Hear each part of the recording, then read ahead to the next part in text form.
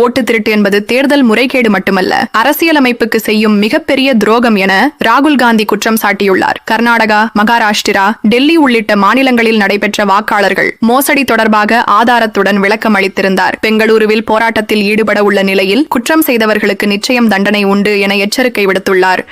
नमस्कार, मैं राजनीतिक परिवार में पैदा हुआ. जब मैं छोटा सा था 1980 में प्रियंका और मैं घर में लेई बनाते थे, रात को निकलकर पोस्टर चिपकाते थे. चुनाव समझता हूँ. 20 साल से मैं स्वयं चुनाव लड़ रहा हूँ. पोलिंग कैसे होती है, पोलिंग बूथ कैसे मैनेज किया जाता है, वोटर लिस्ट, फॉर्म 17, ये सब मैं गहराई से समझता हूँ. कुछ समय पहले हमें दाल में काला लगा. चुनाव के नतीजे आते थे, मूड एक तरीके का होता था, रिजल्ट दूसरे तरीके का. मुझे याद है उत्तराखंड में हम चुनाव हारे. बाद में मैंने कैंडिडेट से पूछा कि जहां रोड शो हुआ था वहां जाके देखिए हमें कितने वोट मिले. हजारों लोग आए थे, पोलिंग बूथ में किसी ने वोट नहीं किया. ये असंभव था, ये हो ही नहीं सकता.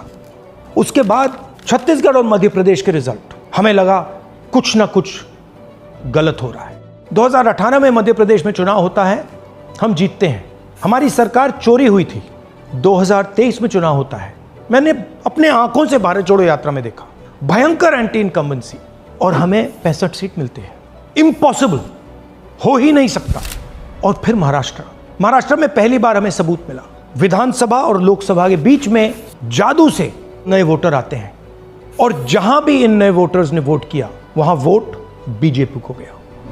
महाराष्ट्र चुनाव के बाद जब हमें डाउट हुआ, हमारे गठबंधन के सारे नेताओं ने प्रेस कॉन्फ्रेंस किए और हमने इलेक्शन कमीशन से कहा कि आप हमें वोटर लिस्ट दीजिए, वीडियो रिकॉर्डिंग दीजिए. इलेक्शन कमीशन ने मना किया. ना उन्होंने हमें वोटर लिस्ट दी और ना उन्होंने वीडियो रिकॉर्डिंग दी. डाउट हुआ, क्यों नहीं दे रहे, क्या कारण है? तो हमारे दिमाग में सवाल उठा, क्या इलेक्शन कमीशन बीजेपी की मदद कर रहा है? क्या इलेक्शन कमीशन ही इलेक्शन को चोरी करवा रहा है? इसके बाद हमने एक टीम सेटअप की और हमने उन्हें कहा कि आप जाइए, एक कंस्टिट्यूएंसी में जाके ढूंढिए, सच्चाई ढूंढिए, किस प्रकार से चीटिंग की जा रही है, किस प्रकार से ये काम किया जा रहा है और कौन कौन इस काम को कर रहे हैं. सबसे महत्वपूर्ण बात यह है कि इलेक्शन कमीशन डिजिटल डेटा नहीं देता है, फिजिकल डेटा देता है. मतलब लाखों कागज में वोटर लिस्ट दे देगा, मगर डिजिटल वोटर लिस्ट किसी को कभी नहीं देता है. क्यों नहीं देता? कारण क्या है? कारण है कि अगर डिजिटल डेटा मिल जाए तो इलेक्शन कमीशन की सच्चाई पूरे देश को पता लग जाएगी. हमने टीम को बताया, मैंडेट दी कि आप जाके चेक कीजिए, आप 5-7 सीटों पे पता लगाइए कि चीटिंग हुई, और अगर हुई तो कैसे हुई. टीम ने हमें एक दिन बताया कि 5-7 सीटों पे काम किया ही नहीं जा सकता. क्यों? मैंने उनसे पूछा क्यों नहीं किया जा सकता. उन्होंने मुझे ये कागज दिखाए. ये जो कागज हैं, ये एक लोकसभा के कागज नहीं है, ये एक विधानसभा के कागज है, और इन कागजों को हमने मैन्युअली सॉर्ट करना पड़ा. और पूरा का पूरा काम जो हुआ है, इसमें 6 महीने लगे हैं, और एक असेंबली सीट में हम ये काम कर पाए हैं. क्यों? क्योंकि डिजिटल डेटा नहीं दिया जाता. अगर इलेक्शन कमीशन ने हमें डिजिटल डेटा दिया होता तो हम ये कार्रवाई पूरे देश में, हर लोकसभा में, हर विधानसभा में 15 मिनट में करके दिखा देते. हमारे पास अनलिमिटेड रिसोर्सेज नहीं है, इसलिए हमने ये रिसर्च सिर्फ एक लोकसभा में, एक विधानसभा सीट में की. मगर मुझ में अब पूरा भरोसा है कि ऐसी 100 से ज्यादा सीटें हैं हिंदुस्तान में. जो यहां हुआ है उन सीटों में भी हुआ है. और याद रखिए, अगर बीजेपी को 10-15 सीटें कम आती तो आज नरेंद्र मोदी प्रधानमंत्री नहीं होते, इंडिया गठबंधन की सरकार होती. जांच ने 5 तरीके की चोरी पकड़ी है. डुप्लीकेट वोटर, जिसका मतलब एक वोटर के नाम वोटर लिस्ट में अनेक जगह आ रहे हैं. फेक एड्रेस, मतलब एड्रेस है ही नहीं, या फिर house number 0. Bulk voter in single address, मतलब एक छोटे से घर में 40, 50, 60 लोग रह रहे हैं. इनवैलिड फोटोज, छोटी सी फोटो है या फिर फोटो ही नहीं है, और वो जो छोटी फोटो है वो दिखती भी नहीं है. कौन है, किसका चेहरा है, नहीं पता लग सकता. Misuse of form 6. Form 6 first time voters के लिए होती है, मतलब जिनकी एज 18-20 साल की हो, मगर वोटर लिस्ट में 90 साल के लोग फॉर्म 6 का प्रयोग कर रहे हैं. चुनाव में 6,50,000 वोटर थे, उसमें से 1 लाख चोरी के थे. अब मैं आपको 5 उदाहरण देता हूं। ये देखिए गुरकीरत सिंह डांग, इसका नाम 4 अलग अलग बूथों पे आता है। ये कैसे हुआ और क्यों हुआ?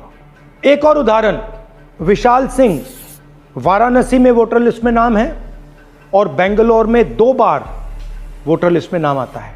क्या ये वाराणसी में वोट कर रहे हैं या बेंगलोर में वोट कर रहे हैं या दोनों जगह वोट कर रहे हैं? एक और उदाहरण देखिए, हाउस नंबर 0।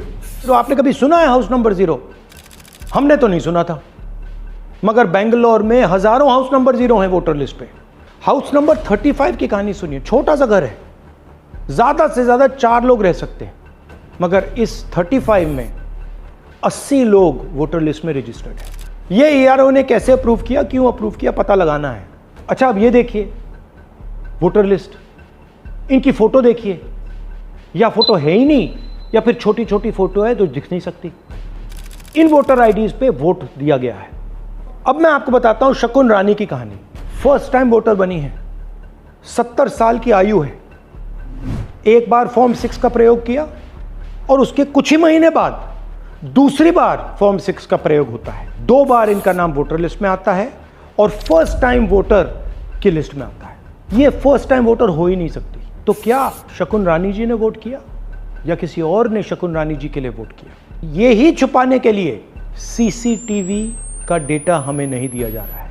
और ये शकुन रानी जी अकेली नहीं है, ऐसे हजारों लोग हैं जिन्होंने फॉर्म 6 का प्रयोग करके 2-3 बार वोटर लिस्ट में नाम डाला है। हमने पहले इलेक्शन कमीशन से इलेक्ट्रॉनिक वोटर लिस्ट मांगी थी, CCTV फुटेज मांगी थी। उन्होंने अपना काम नहीं किया, हमें नहीं दिया। फिर हमने अपना इन्वेस्टिगेशन कराया, RTI भरे और हमारे पास डेटा आया। भाई और बहनों, सच्चाई यह है कि हिंदुस्तान में इलेक्शन कमीशन और बीजेपी मिलकर इलेक्शन चोरी कर रहे हैं। ये पूरा का पूरा सबूत ब्लैक एंड व्हाइट में आज हमने आपको दिया है। इलेक्शन कमीशन जानता है कि हमने उनकी चोरी पकड़ ली है, इसीलिए SIR आया है। ये SIR जो है इंस्टीट्यूशनलाइज चोरी है। इलेक्शन कमीशन खुलकर बिना डरे बीजेपी के साथ मिलकर चोरी कर रहा है। और ये जो SIR है, इसका लक्ष्य गरीबों का जो हक है, उनका वोट जो है, उनसे चोरी करने का है। मैं आपको एक और बात बताना चाहता हूं। इस पूरी इन्वेस्टिगेशन में हमने वोटर एडिशन को देखा है, मगर जितना एडिशन होता है शायद उससे ज्यादा डिलीशन होता है, सबट्रैक्शन होता है। तो ये सिर्फ एक मेन तरीका हमने पकड़ा है, दूसरे तरीके पे हमने इन्वेस्टिगेशन की ही नहीं है अभी। मैं इलेक्शन कमीशन और इलेक्शन के ऑफिसर्स को साफ कह रहा हूं, आप जो कर रहे हो गलत कर रहे हो। ये ट्रीजन है, देश के खिलाफ है। ये मत भूलिए, टाइम आएगा हम आपको पकड़ेंगे, बचने वाले नहीं हो। It is critical that we expose voter चोरी।